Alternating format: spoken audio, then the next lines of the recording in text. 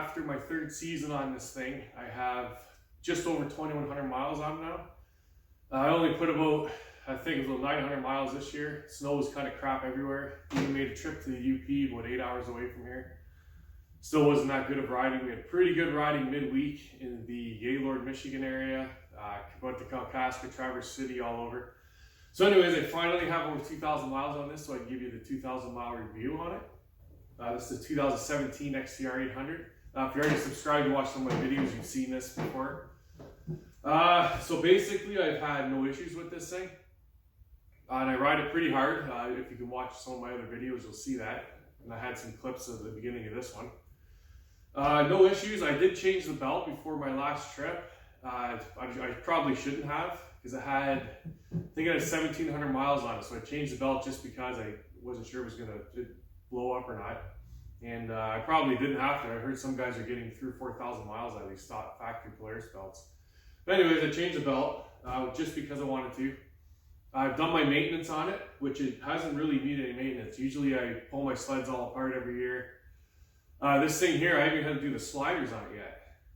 I've been riding in good snow conditions. Unlike some years we ride a lot of the crappy trails up north of Sandy, or around here it's kind of dirty and not that good.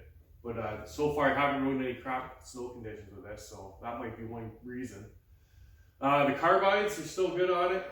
Like I said, I haven't changed the sliders, no bearings, just chain case oil. Adjusted the track on it after, I'd say after about 500-600 miles I adjusted the track, and after about 1,500 miles it was a little bit loose again, so I adjusted it. Other than that, I haven't done a thing to this thing except just ride it. So at 2,100 miles, I think that's pretty good. I mean, these newer sleds, because I got off an 07 XRS onto a 10-year newer model Polaris. One thing I like about this, I did have to adjust the suspension. This thing rides probably a little more aggressive than I think the Pro S would. The Pro X sits a little taller. I know a few of my friends have those. And other than that, I mean, I like the way this thing handles. Once I did adjust the shocks, it was mainly just because the trails were so bumpy in Michigan. You adjust the suspension and it rides a lot softer.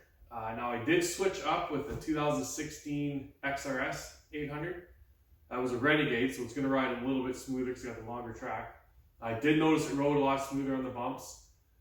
But I mean, this thing here, we went from stop sign to stop sign, and I jumped off the XRS, and I'm like, give my sled back, and he's like, no, you can keep riding that. But so that guy's actually switching over to one of these models. Might not be an XCR, maybe a Pro X, whatever he gets a deal on. My next sled is 100% going to be a Polaris again. I'm not biased to whatever the deal is, whatever the best sled is, and I've rode them pretty much all now. I haven't rode a brand new XRS 800, so maybe, I mean, that's kind of comparing, that's the Skidoo's model of this kind, I would think. For everything else, like the headlight wise on this, it's got the LED headlights. This thing lights up. I come up behind other sleds on trail, and they're using my headlight because I'm out passing them. So that's one of the huge things on this. Everything still seems pretty tight on it. Like, it still feels like a new sled. And so like I said, other than that, I mean, for my 2,000 mile review, I can't say nothing bad about it. I mean, absolutely nothing bad. It's fuel wise, like I ride with all different models, all newer sleds, and I mean, everybody's putting in within the 800s are pretty much the same. I don't know if whether you're riding a Skidoo or whatever. The oil consumption's about the same. I know the E-Techs and everything they're saying are way better, but when everybody puts oil and gas in, we're within, I mean, sometimes gas might be 50 cents to $1. It depends who's riding that gets off trail a little more or not. Even the 600s, this 800 only burns maybe a couple dollars more in gas, if that. Which, I mean, I'm not buying a sled for fuel mileage, but for some people, maybe they're worried about that. Hay warmers, everything still works. The dash on it, I still like the dash on it. My next sled, I'm going to get the ride command. That's just a lot nicer to have. Instead of looking at your phone if you get lost or whatever, you just use your dash on your sled, and it kind of helps you keep where you're going. My track on this thing, like I said, I've adjusted it. I did stud this. I put 96 studs in it just for the trails in Michigan. If you don't ride Michigan, but the trails get a lot of icy base a lot in Michigan, and you pretty much need studs, especially in the corners. I've always found 96 is the perfect amount on this machine. I mean, once I get, I think I'm going to go with the XC maybe the next one. It's got the 129 track on it with the regular tunnel. It doesn't have this kind of suspension on it, which I have no complaints about this suspension. Like I said, no bushings, nothing. I mean, if I decide to keep this one more season, because I heard these motors are good for around 5,000, 6,000 miles, so maybe I'll ride it one more season, and then I'll get the new one. And if I do that, I'm gonna take this apart and I'll grease everything up. I mean, change out anything worn. If anything's worn, I'm gonna put new sliders on it because I'm sure they got to be worn down a bit. And that's about it. So hopefully I ride this for one more year. I'm gonna keep that belt I just put on it, and then I got the original one as a spare. I haven't had to change plugs in this thing. I haven't had to do anything. I guess the only thing I thought I had an issue with is only once in a while this does this, is it won't start. I go to start it and it's like the sled's completely dead. For some reason, you have to hold the throttle wide open, pull it over, everything comes back to life. I don't know what the deal is with that. If it sits too long, if it does that, I have no idea. But other than that, it's good. This is not the electric start model. The deal I got on it didn't have electric start. So I decided to not put it on. I mean, this thing, it can be dead cold. Like, we were up in the UP and I think it was almost negative 30 the one morning. Second pull, this thing fires. You just give it a couple slow tugs to get the motor moving and that kind of cold. The second pull it starts, you can be standing on it. You got to pull on it pretty hard. I mean, it's an 800, but it starts up no problem after you're riding one pull. So I never bothered with the electric start. Is my next machine gonna have electric start? For sure, because it's just a lot easier to reach down through your key. But for this model, it just didn't come with it, and it was part of the deal, so I never got it. So yeah, other than that, I mean, that's a short review on this because there's nothing really bad to say about it. The handling on it, like I said, I drove the XRS compared to this, and the XRS handles good, don't get me wrong, but this thing here, it almost feels like you're on a dirt bike in a way when you're riding this. It feels way lighter. We did drag race, and I don't know if it's the clutching on the XCRs, but I noticed all the Pro X's pull this thing out of the hole. I would jump the XRS, but as we got going, it would start to pull me. And then if we did like say 60 mile an hour, both hammered on it, the XRS would get me. And top end, I think this thing does 100. I think on my dash I got about 102, 103 mile an hour out of it. And that was holding it for a pretty good ways down a nice smooth lake. So maybe it's just clutching. I could maybe adjust it a bit or change the spring. I don't know. But I mean, I don't hit 100 mile an hour too often. Just riding trails around the county if we ever get any snow. So yeah, I've only ditch banged with this around the county, about 600 miles of it. And everything I want this sled to do, it's done. And the reliability. I mean, that's the main reasons. A lot of people, the main reason you buy a sled is because you want the thing to be reliable. You want it to be broke down and north. And I'm a little sketchy with going with the 850. I've heard some stories about those popping, but maybe they'll have them fixed up by 2020, 21. And other than that, full compression I would think on this. I haven't checked it. I don't think I need to. So yeah, guys, if you're watching this and still debating on buying a Polaris, if you're on a Skidoo or whatever, I'm not even going to talk about Articats because I mean, you can't even compare those things to the Skidoo or the Polaris, in my mind, anyways. So that's why I'm just mainly comparing this against the Skidoo. And I rode the new Articats. Don't get me wrong, they're nice. But I mean, you got the steering on a brand new Articat and the thing's all clunky and it's just not the kind of sled I want. I think they're only good for 2,000 to 3,000 miles.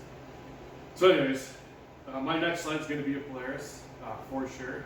Unless a 2020 XRS 800 falls in my lap that's really cheap, then I'll buy one. But other than that, I'm riding the Polaris again. No questions asked about that. I'm probably going to try the 850, but I'm pretty sure I'll get a better deal on a year or two old 800 model XC. That's just probably what I'm going to end up with.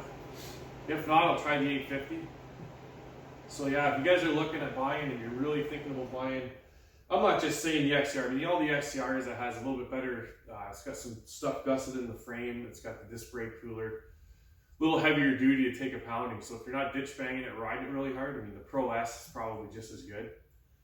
If that's what you're looking for. I mean, it's the same components, same motor. So reliability wise, like I said, 2,100 miles. I mean, it's not, some guys put that on more than that on in one season, but I don't live near the snow and I don't have tons of time to go travel every weekend.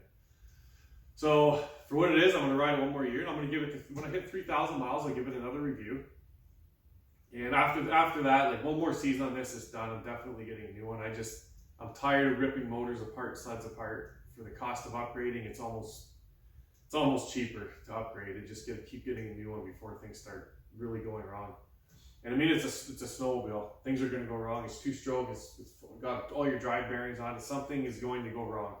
I would say around, if it makes it 5,000 miles with nothing going wrong, it's basically you're waiting for something to break. In my eyes, all the experience I've had in snowmobiling. But if you're looking to upgrade your sled every couple of years and you want to put on 3,000 or 4,000 reliable miles, I'm going to go say this thing's probably going to be good to 5,000. I bet you all I'm going to be doing before next winter is maybe a couple idler wheel bearings, maybe, I don't even know. I'm going to do the sliders regardless, they're cheap. I'm probably going to put new carbides on, they are getting a little warped. And other than that, change the chain case oil, adjust your chain if it needs it. Just your basic maintenance. I always keep everything lubed, I spray everything with WD-40. So yeah, if you're watching this video thinking of buying one of these, I highly recommend it. I haven't tried the Pro S yet. I rode the Pro X in this model.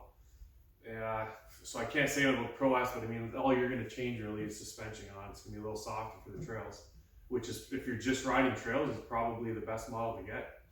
I know they just released the new models out and they got a new trail sled, which I'm sure is even better than these ones. So yeah, if you're looking to buy, I have a 100% review on this. I have no complaints. Nothing broke, never left me stranded, no issues, no nothing. Zero problems with it. And watch my other videos. Like I said, I have a few clips in front of this, just a couple. Watch the other videos. I ride this thing pretty hard in the trails, hit the bumps as fast as I can hit them. That's it, man. I don't know what else to say about it. One thing is, we did find this one off to beside the trail, and the whoops were between 4 or 5 feet tall, just real hilly. So me and the XRS were hitting it probably 70 mile an hour. And this thing, I could hit bumps, I'm telling you, this tall, probably 4 or 5 feet tall bumps. Hard as it hitting that 60, 70 mile an hour, the thing just soaks it up and on to the next one. So this Xcr suspension is pretty amazing for that kind of riding. So yeah, guys, that's about all I have to say about this thing. And our season's pretty much over. It's March right now. It's almost like 45 degrees out. Even up in where we go riding in Michigan and stuff. I'm just pretty much done for the year, so I'm probably going to put it in the corner and pull out some summer toys coming out soon. So yeah, stay tuned. Don't forget to subscribe if you haven't yet. I do reviews on all my toys every 1,000 miles if I keep them that long. So yeah, thanks for watching. Don't forget to subscribe.